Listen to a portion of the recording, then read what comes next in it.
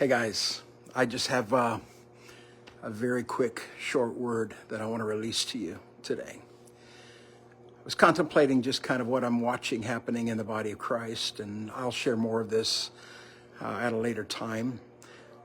It's very funny to me how some people just always have to be critical and always have to be questioning what others' motives are. That's very much historical. It's gone on in God's people for, wow, generations. But I was thinking about the story of Job and how Job went through everything that he went through, and yet Job was honored by God. In fact, it was God who literally spoke to Satan and said that basically Job would not turn away from him, that Job would follow him, and that Satan could have Adam.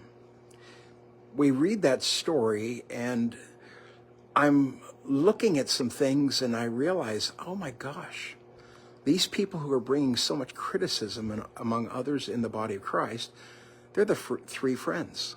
They are the ones who are coming, and they're saying, you know, you should have done this. No, you should have done this. No, you were wrong. And they're absolutely pointing fingers at Job. None of them would make it in the hero book. None of them would be known as being those who were so faithful to God that God could absolutely send Satan to go and test them.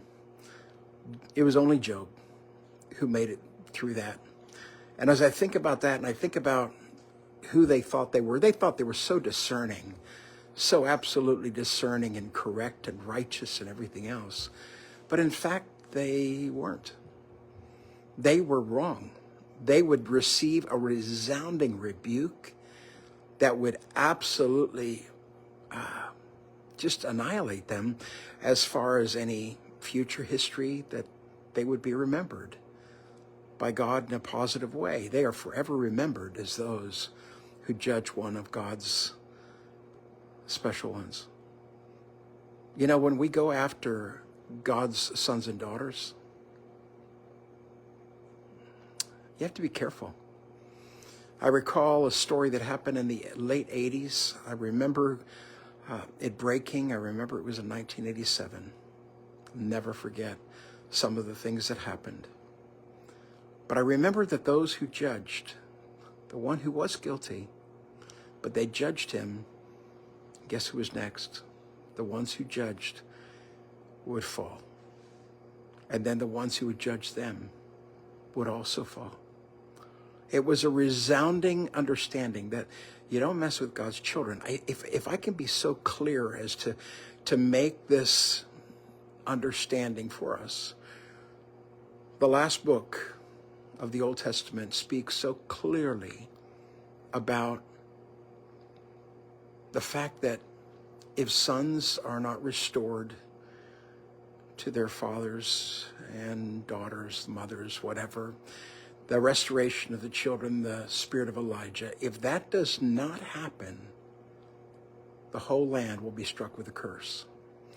And yet I'm noticing in some things where literally it is families that are being destroyed, and some are not even aware. They're not even considering the fact that they are entering and engaging into that which could bring the greatest curse on this nation that this nation could ever have, because it is against exactly what God has intended, which is the restoration of relationships and family.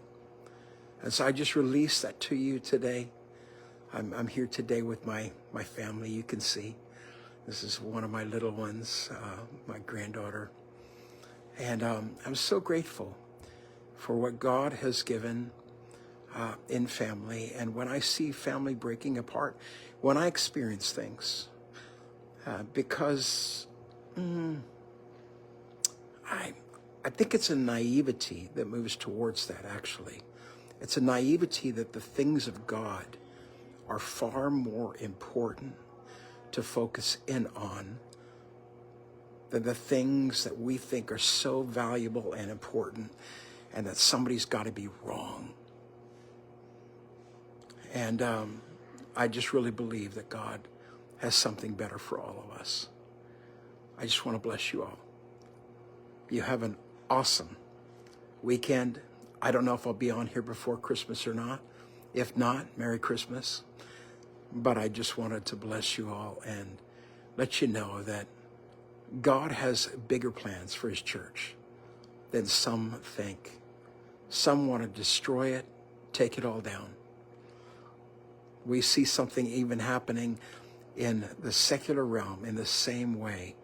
People are looking to take other people down. God has never wanted to take people down. He was not willing any should perish. And so the reality is that if we don't have a spirit in us of restoration, we are not walking in the direction or the path that God has. We're walking in the opposite direction. And we are actually bringing crazy stuff, sometimes even as the accuser of the brethren. Be blessed. Y'all have a good day. Merry Christmas.